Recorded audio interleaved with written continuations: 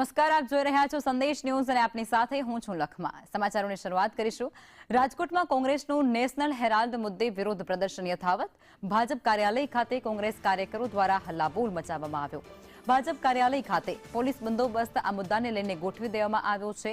કોંગ્રેસના કાર્યકરો જે છેલ્લા ઘણા દિવસથી આ મુદ્દાને લઈ અને રાજકોટની અંદર અલગ અલગ વિસ્તારોમાં વિરોધ પ્રદર્શન કરતા જોવા મળ્યા હતા।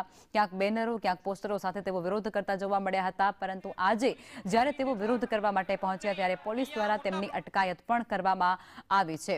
કોંગ્રેસનું નેશનલ હેરાલ્ડ મુદ્દે વિરોધ પ્રદર્શન હજુ પણ યથાવત છે, જેમાં ભાજપ કાર્યાલય ખાતે કોંગ્રેસ દ્વારા વિરોધ કરવામાં આવ્યો। કોંગ્રેસના કાર્યકરો ત્યાં પહોંચી ગયા અને તેમના દ્વારા હલ્લાબોલ મચાવવામાં આવતાની સાથે જ ત્યાં પોલીસને જાણ કરવામાં આવી છે અને પોલીસ દ્વારા જે કોંગ્રેસી કાર્યકર્તાઓ છે તેમની અટકાયત કરાઈ છે।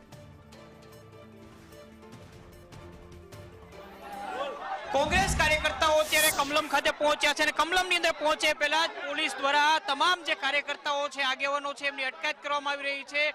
કમલમ ખાતે પહોંચે પહેલા તમામ કોંગ્રેસના કાર્યકર્તાઓ છે એમને પોલીસની બોગી છે તેની અંદર ભરવામાં આવી રહ્યા છે। પોલીસની સાથે ઘર્ષણના સીધા દ્રશ્યો છે એ જોવા મળી રહ્યા છે। નેશનલ હેરાલ્ડ કેસને લઈને દેશભરની અંદર કોંગ્રેસ દ્વારા વિરોધ પ્રદર્શન કરવામાં આવી રહ્યું છે, જેના ભાગરૂપે રાજકોટ ખાતે પણ અહીંયા મોટા પ્રમાણની અંદર કોંગ્રેસ કાર્યકર્તાઓ છે એ અહીંયા વિરોધ કરવા માટે ઉમટ્યા છે।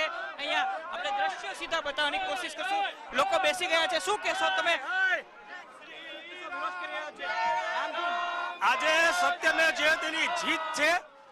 આ લોકો બિઝનેસમેન છે જે ઈડી અને સીબીઆઈના ખોટા ઉપયોગ કરીને ફક્ત ને ફક્ત દેશમાં ભયનો માહોલ ફેલાવે છે। કોઈ શાંતિથી ધંધો ન કરી શકે। ટીંગાટોળી કરવામાં આવી રહી છે કોંગ્રેસના કાર્યકર્તાઓ છે એમની ટીંગાટોળીના દ્રશ્યો છે એ જોવા મળી રહ્યા છે। ટીંગાટોળી કરીને એક પછી એક કાર્યકર્તાઓ છે એમને પોલીસ બોગીની અંદર ભરી રહી છે, તો બીજી તરફ કોંગ્રેસ કાર્યકર્તાઓના આગેવાનો છે એ અત્યારે રામધૂન કરવા માટે રસ્તા ઉપર જ બેસી ગયા છે।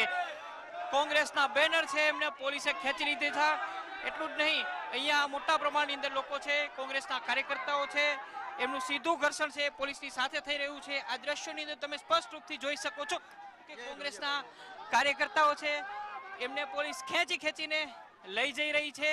આ દ્રશ્યો ટીંગાટોળીના અને તમામ પ્રકારના વિરોધના દ્રશ્યો છે।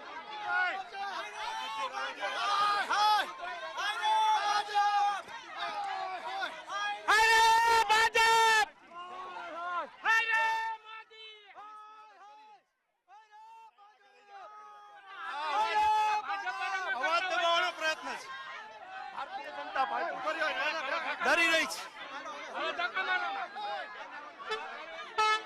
રાજકોટ કોંગ્રેસ સમિતિ દ્વારા આજ રોજ પ્રદેશ કોંગ્રેસ સમિતિની સૂચનાથી નેશનલ હેરાલ્ડ કેસમાં રાહુલ ગાંધી અને સોનિયા ગાંધી નિર્દોષ